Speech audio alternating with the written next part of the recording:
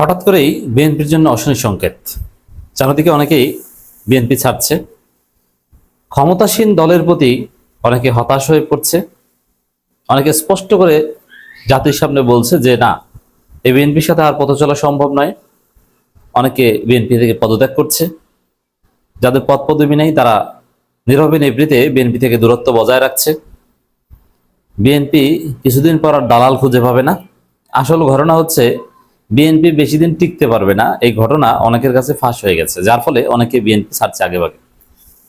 As it is Awami লীগের মতো। আওয়ামী লীগ ক্ষমতা ছিল, তারপরও যখন জুলাই আন্দোলন শুরু হয়েছে তখন অনেকে কিন্তু আওয়ামী লীগ ছেড়েছে।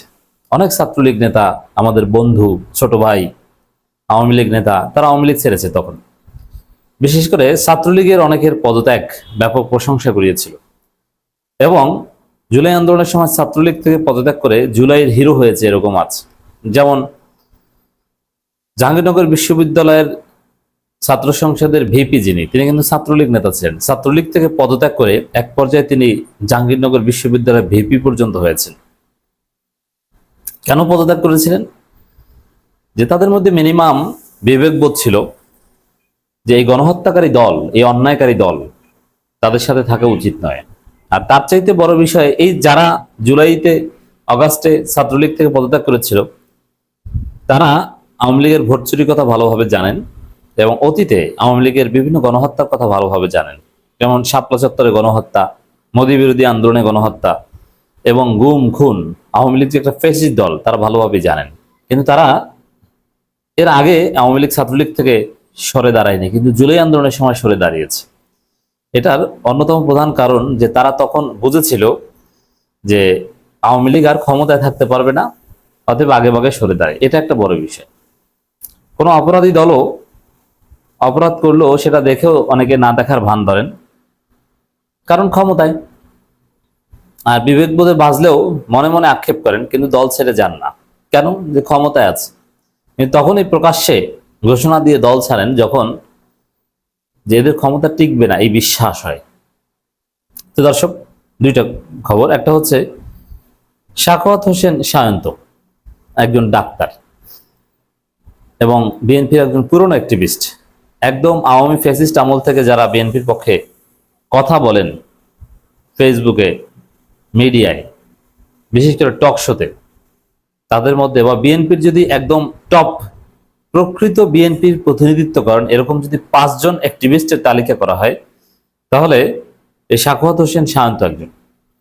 তিনি অনবরত বিএনপির পক্ষে বয়ান উৎপাদন করে আসছিলেন আওয়ামী ফ্যাসিস্ট আমল থেকে।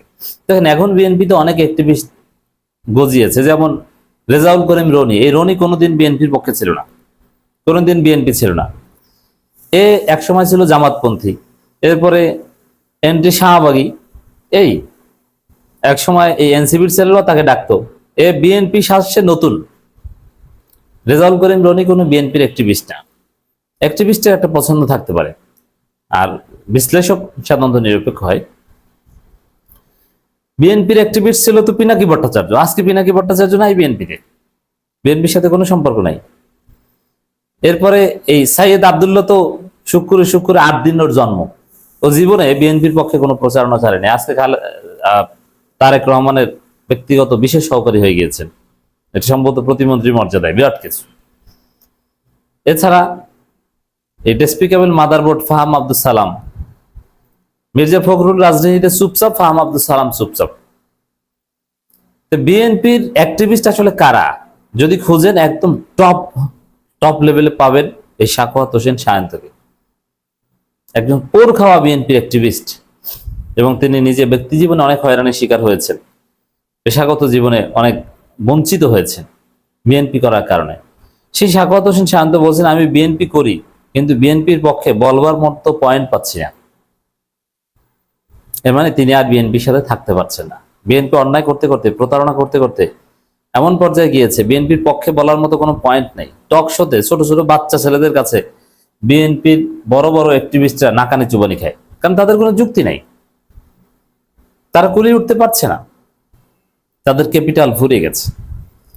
দর্শক, শুধু সাখাওয়াত হোসেন সায়ন্ত না, যারাই বিএনপির পক্ষে টক শোতে কথা বলে, নীলুফার চৌধুরী, মনি থেকে শুরু করে যেই হোক না কেন, নেতা কিংবা অ্যাক্টিভিস্ট, বিশ্লেষক, সবার মুখ শুকিয়ে গেছে, তারা আর কথা বলতে পারছে না। এখন তার প্রকাশ্যে হতাশা ব্যক্ত করছে। এই সাখাওয়াত হোসেন সায়ন্তের এই বক্তব্যের অর্থ হচ্ছে তিনি এখন আর বিএনপি নাই, তিনি এখন মধ্যমপন্থী বা নিরপেক্ষ একটা অবস্থান নেবেন। কেন সাখাওয়াত হোসেন সায়ন্ত এই চূড়ান্ত সময় এসে এত প্রবীণ বিএনপি, তিনি এখন এসে বলছেন যে বিএনপির পক্ষে আর কথা বলতে পারছি না, মানে গণভোটের রায় মানেন, জুলাই সনদ বাস্তবায়ন করেন, এগুলো ইঙ্গিত করা হয়েছে। এর অর্থ হচ্ছে বিএনপির জন্য অশনি সংকেত, অনেকে বিএনপি ছাড়বে। আর সাখাওয়াত হোসেন সায়ন্ত কার্যত বিএনপি ছেড়ে দিয়েছে।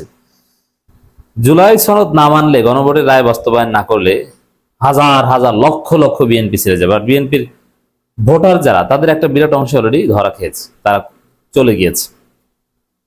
দর্শক, বিএনপির সঙ্গে আর পথ চলা সম্ভব নয়। দীর্ঘ স্ট্যাটাস দিয়ে ঢাবি ছাত্রদল যুগ্ম সাধারণ সম্পাদকের পদত্যাগ, এটা যা শুরু। এর মানে ছাত্রদল থেকে এই মুহূর্তে কেউ পদত্যাগ করে, এখন তো রুটি রুজি, চাকরি কিংবা কিছু একটা পাবে, কিন্তু না। এই বিচক্ষণ ছেলে দেখতে পেয়েছেন যে এই বিএনপি তো টিকবে না, কারণ গণভোটের সাথে বেইমানি করে, জনগণের ম্যান্ডেটের সাথে প্রতারণা করে কোনো দল টিকতে পারে না। আর দেশের যে অবস্থা, ভয়াবহ বিদ্যুৎ সংকট, বাংলাদেশের ইতিহাসে সবচেয়ে, বাংলাদেশ বিদ্যুতায়িত হওয়ার পর, সেই অতীতে নবী আমলের হিসাব আমি ধরছি, 2016 সালের হিসাব, 16 সাল থেকে, কারণ 16 সাল থেকে বাংলাদেশ শতভাগ বিদ্যুতায়িত হয়।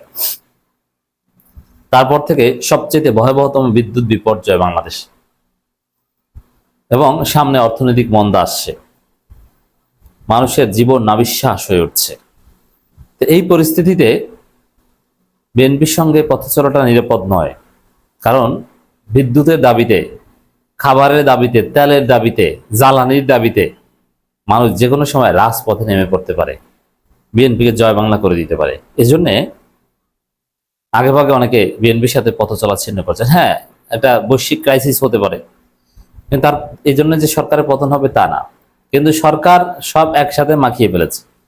একদিকে অর্থনৈতিক ক্রাইসিস, জ্বালানি সংকট থেকে শুরু করে মানুষের জনজীবনের প্রত্যেকটা ডেইলি কমোডিটিসের উপর ভয়াবহ প্রভাব, মূল্য বৃদ্ধির একটা অবস্থা চলে এসছে। আরেকদিকে জুলাই সনদ, গণভোট নিয়ে টালবাহানা, বিরোধী দলকে কার্যত মাঠে ঠেলে দিয়েছে, আবার আওয়ামী লীগের সাথেও প্রতারণা করেছে। তো সব ফ্রন্টে তো বিএনপি খেলতে পারবে না। জাতীয় দুর্যোগ মোকাবিলায় বাংলাদেশ জাতীয়তাবাদী দল বিএনপি কপটতার আশ্রয় নিয়েছে। যেমন এই যে কি কপটতা দেখেন, হাম একটা মহামারী, কিন্তু এরা বলছে না, মুনাফিকি করছে, বলছে যে কিছু না, এবং গোপন করছে তথ্য। তাই দলের প্রতি সমর্থন প্রত্যাহার করছে উল্লেখ করে ছাত্রদল থেকে পদত্যাগ করেছে বাংলাদেশ জাতীয়তাবাদী ছাত্রদল ঢাকা বিশ্ববিদ্যালয় শাখার যুগ্ম সাধারণ সম্পাদক শেখ শোভন। এরকম আরো অনেক দেখবেন সামনে,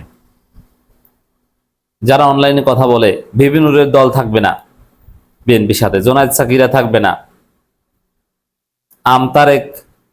আমতারেক তো সরাসরি আওয়ামী লীগ করবে, বিএনপি একলা হয়ে যাবে।